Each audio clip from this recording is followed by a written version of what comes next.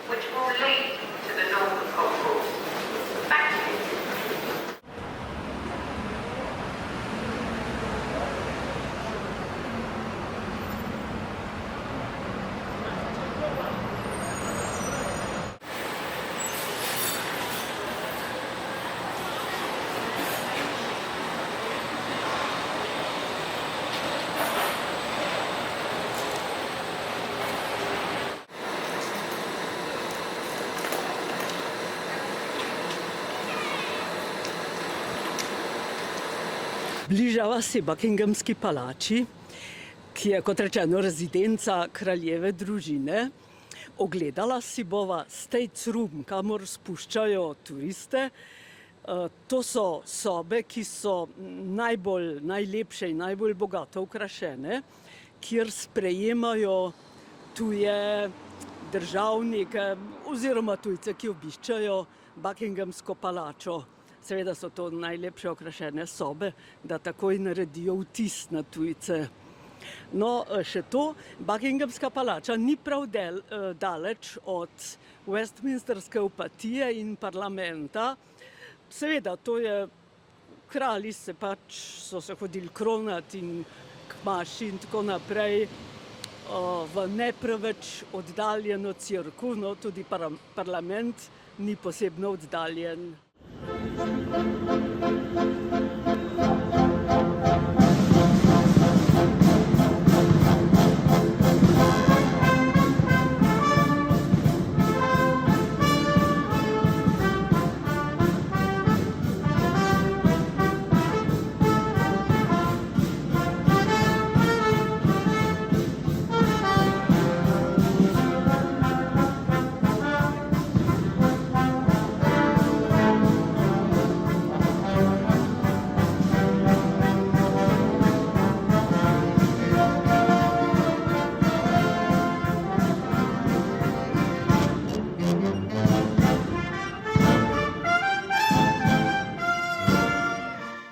Žal v kraljevi palači nisva smela slikati, se ne sme slikati, ampak kar sva videla v teh state rooms, naju je dejansko presenetilo in presunilo.